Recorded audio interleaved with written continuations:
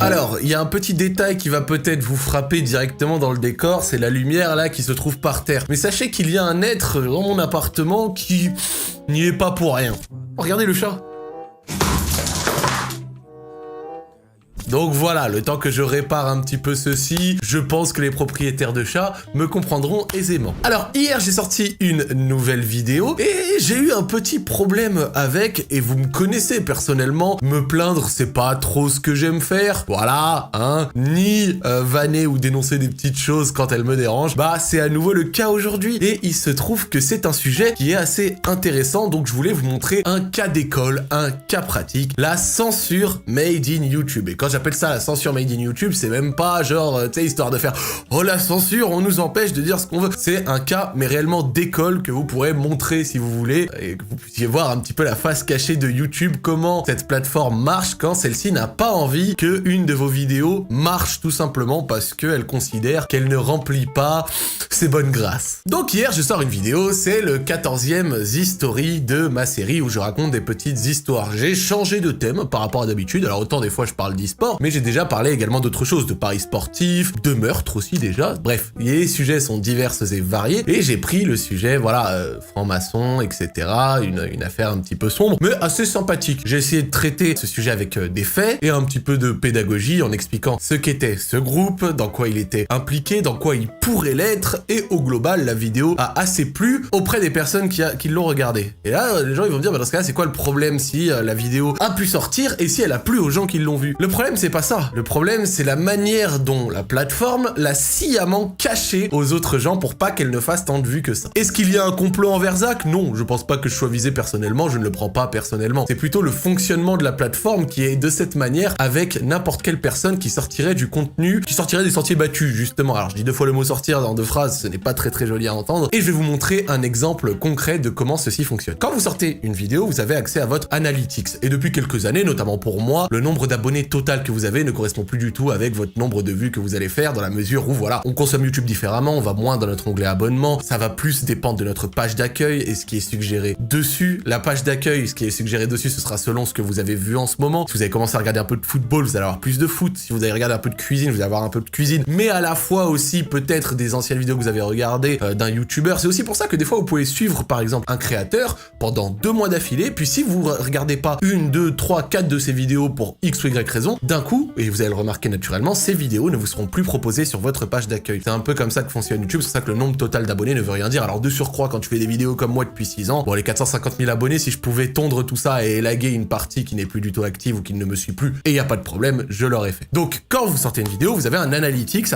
qui vous explique d'où est-ce que proviennent vos vues, et il y a également un petit top 10 en mode bah cette vidéo se compare de cette manière avec les autres, ce qui te permet de voir ce qui plaît pas, d'où est-ce que ça provient, d'où est-ce que ça provient pas. C'est assez sympathique pour pouvoir regarder, tu sais, ajuster, pourquoi pas, bah tiens, ce thème a moins plu, oh tiens, ceci a moins plu, ou alors ceci a plus plu. Et donc, à un moment, je vais voir les performances de mon dernier Z-Story, et là, la calamité. Mais quand je vous dis la calamité, c'est-à-dire que c'est la pire vidéo que j'ai sortie, peut-être je sais pas, cette dernière année, je pense. Mais sincèrement, je pense que j'aurais pu sortir une vidéo de 3 secondes où j'en sais rien, je fais... et ça aurait fait plus de vues. Bah alors là, les gens vont se dire, mais qu'est-ce qui se passe? Et avant de vous dire qu'est-ce qui se passe, je vais vous donner un petit détail qui a son importance. Le thème de la vidéo n'a pas plu à notre ami le robot YouTube qui décide de ta monétisation ou pas. Donc c'est-à-dire que celui-ci analyse ce qui est dit dans la vidéo, les thèmes qui sont abordés, voilà, c'est une sorte d'intelligence artificielle, puis décide si tu dois avoir la monétisation ou pas, sachant que toi-même, avant, tu juges ta vidéo pour dire si dedans, il y a je sais pas, de la vulgarité, de la nudité, des sujets chauds, des bails comme ça, et ça te dit si tu peux être monétisé ou pas. Ensuite, il y a double check du robot, et le robot valide ou non, parce que c'est le robot qui a la dernière, voilà, qui a le dernier mot. Il me met annonce limitée, ce qui veut dire que la vidéo ne rapportera pas d'argent. Bon, c'est pas grave à la rigueur, ça peut arriver une vidéo qui ne rapporte pas d'argent. Malgré tout, j'avoue que je n'étais pas d'accord avec son diagnostic qui considérait que je parlais d'organisation terroriste de manière non pédagogique, et qu'il y avait des vidéos axées sur ces groupes terroristes, sachant qu'a priori, les francs-maçons ne sont pas des terroristes. Ça incluait des images choquantes et qui mentionnaient le nom de ces organisations dans leur titre. Bon, j'étais pas d'accord, j'ai demandé une review de la part d'un être humain de chez YouTube. La review a été faite et elle a confirmé ce que le robot disait. Des fois, elle contredit le robot, même assez souvent. Là, elle l'a confirmé. Bon. D'accord. À la rigueur, c'est pas grave. C'est pour ça que la vidéo n'était pas sortie le dimanche. Je la sors du coup le lundi à 19h. Et là, bah comme je vous l'ai dit, la vidéo sort et patatras. Là, je me suis levé ce matin, 8400 vues en 12 heures. C'est le bid de l'année pour une chaîne à 450 000 abonnés. Mais bon, même si vous avez compris que ça veut plus rien dire le nombre d'abonnés. Au global, par rapport à ce que je sors d'habitude, vous le voyez ici dans le rayon. Alors c'est le rayon au-dessus noir. En général, sur cette période de temps, je fais entre 18 et 30 000 vues, pas 8 000, ce qui fait entre 2 et 3 fois moins. Ensuite, il y a du coup toutes les données qui vous permettent d'analyser pourquoi est-ce que la vidéo n'a pas marché. À la rigueur, on pourrait se dire, mais pourquoi ce con se plaint de sa vidéo qui ne marche pas? Est-ce qu'il ne veut pas accepter son bid? Ça arrive de temps en temps, peut-être que le sujet abordé intéresse moins les gens qui le suivent. Écoutez, moi, je trouve que j'ai une communauté qui me suit à peu près quoi que je fasse, hein, que je fasse des vlogs, des Z-stories ou qui ont déjà traité de meurtre, ou alors de paris sportifs, des vidéos cuisine, tous les thèmes abordés génèrent un minimum d'intérêt. Donc, à mon sens, je peux parler quasi de n'importe quoi, ça va intéresser, sauf si je viens et que je te ponds une vidéo sur un jeu mobile à 2 balles, bon là, dans ce cas, ça peut bider, mais bon, c'est comme ça que ça fonctionne. Donc, j'analyse les différentes métriques, et une des différentes métriques vous permet de savoir d'où est-ce que proviennent vos vues. Et là, on regarde, et je vois,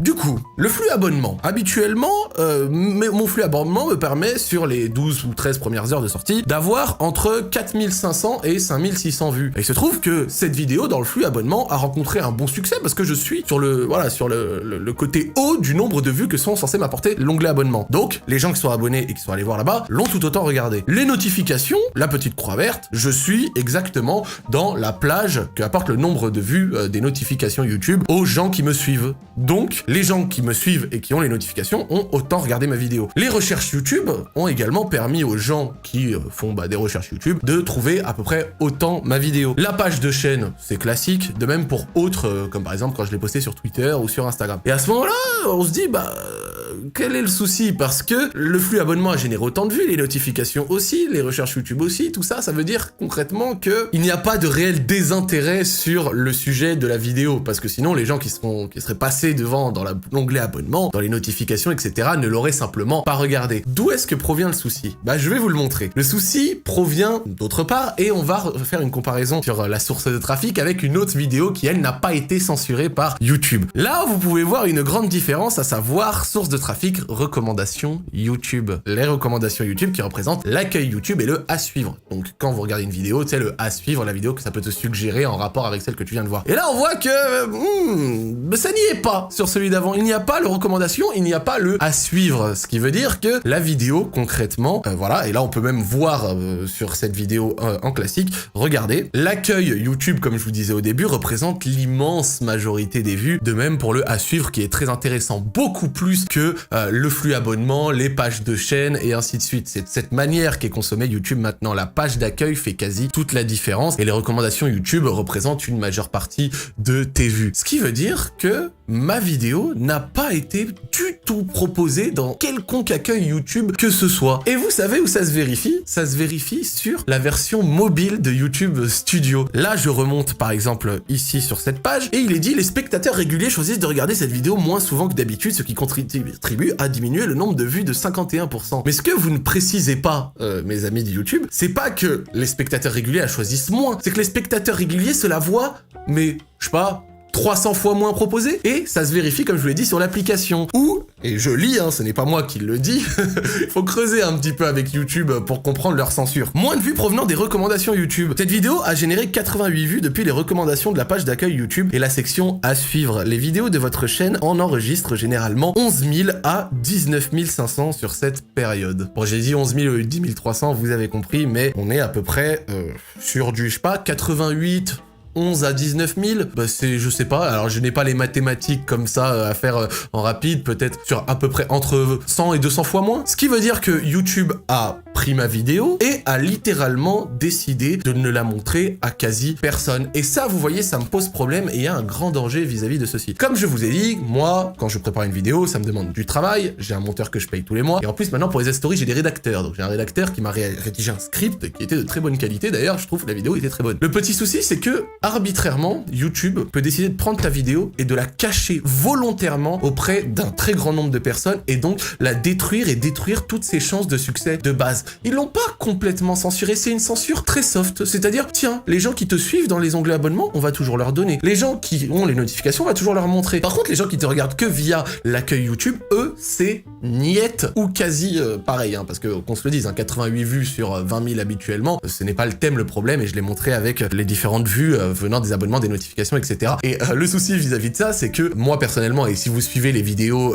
que je fais de temps en temps, j'en ai déjà fait 2 annuellement, où je montre l'ensemble de mes stats YouTube, à peu près 50% des gens qui regardent mes vidéos, 50% ne sont pas abonnés. C'est-à-dire que j'ai perdu l'accès à plus de 50% de mon auditoire sur cette vidéo parce que YouTube aurait décidé que le thème abordé n'était pas conventionnel, n'était pas assez bon, et ça pose un gros souci. Parce que, alors je veux bien comprendre, autant une vidéo, elle n'est pas monétisée. Allez, vas-y, il y a des marques qui payent, etc., il y a de l'argent en jeu, ça me dérange pas que cette vidéo précisément ne rapporte pas d'argent. Par contre, ça me dérange grandement que cette vidéo soit censurée arbitrairement, sans qu'on te le dise, et même qu'on te le cache un petit peu dans les statistiques de la vidéo à coup de mes spectateurs réguliers choisissent de regarder cette vidéo moins que d'habitude. Non, non, ils ne choisissent pas moins, ils choisissent toujours autant. C'est vous qui la montrez moins. Et vous la montrez moins parce que le sujet vous dérange. Le problème de ce sujet, c'est que il va être suspendu au bon vouloir du robot, ou alors de la personne qui a confirmé ce que le robot disait. Et à ce moment-là, je me demande comment se passe cette mini-censure. Moi, je pose la question, est-ce que c'est ce thème en particulier qui cause cette mini-censure? Est-ce que c'est la personne qui l'a regardé, il s'est dit « Oula, ça c'est chaud, bah tiens », et là, il a pu appuyer sur un bouton et dire « Celle-là »,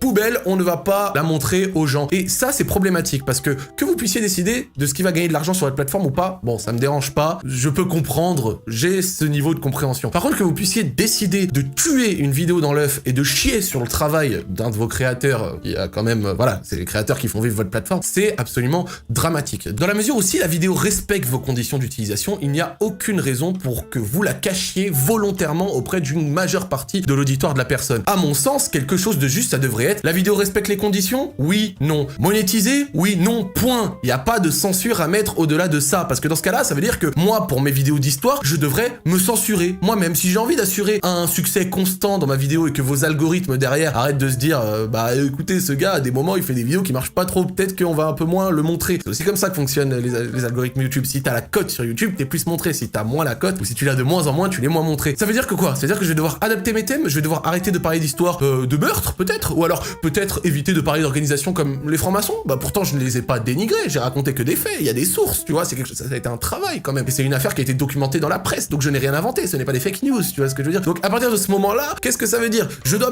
m'auto-restreindre pour rentrer dans vos bonnes grâces et faire en sorte que mon travail soit regardé comme il le mériterait? Bah je trouve ça absolument horrible parce que YouTube, pourquoi est-ce qu'ils se permettent? On va se poser la question, pourquoi est-ce qu'ils se permettent de le faire? Parce que c'est les seuls rois du marché. Il n'y a pas de concurrent à YouTube. Et ça, c'est un grand problème, notamment sur plusieurs choses dans l'internet, tu vois, c'est que YouTube, comme Twitch, n'a pas de concurrent qui est assez puissant pour pouvoir leur poser des problèmes et attirer des personnes qui ne seraient pas contentes. C'est-à-dire que si t'es pas content de YouTube à l'heure actuelle, bah, soit tu te mets un doigt au cul, ou alors tu vas faire des vidéos en 4K de voyage sur Vimeo, ce qui va intéresser pas grand monde, bien que je ne méprise pas les gens qui fassent des vidéos sur Vimeo, qui est une plateforme qui est pas mal, j'avais plus quoi dire. Et ça, c'est un énorme souci, parce que je sais que certains cyniques vont faire « Oh, mais c'est leur plateforme, ils font ce qu'ils veulent, c'est eux qui ont le droit de dire ce qu'il y a dessus ou pas, si t'es pas content, t'arrêtes. » Mais sauf que je n'ai pas le choix, parce que c'est mon travail à l'heure actuelle. Si j'avais le choix, et si j'étais pas content avec YouTube, j'irais développer autre chose, mes vidéos sur d'autres plateformes, sauf qu'à l'heure actuelle, si tu veux être vu, t'es obligé d'être sur YouTube, ce qui fait qu'ils tiennent les cordons de la bourse et les cordons de la parole, ce qui est un gros danger en soi, parce que ça limite grandement la liberté d'expression et la liberté d'expression sur les thèmes choisis et abordés. Et c'est aussi des thèmes qu'on peut retrouver notamment sur du coup des réseaux sociaux comme par exemple Twitter ou autre, quand ils décident de bannir arbitrairement des gens ou pas. C'est un grand danger pour la liberté d'expression. Bon, je vais pas dire pour la démocratie ou autre, parce que je vais pas faire dans la philosophie ou quoi, mais le fait que un être humain employé de chez YouTube, qui n'aurait peut-être même pas le même jugement qu'un autre employé de chez YouTube qui regarderait ma vidéo, puisse décider ou pas de son succès et un nombre de personnes à laquelle il sera montré, je trouve ça absolument dramatique. Donc YouTube, vous êtes bien sympa, personnellement, j'ai bien mangé sur votre plateforme et je la trouve très cool, je suis moi-même un grand consommateur de contenu. Mais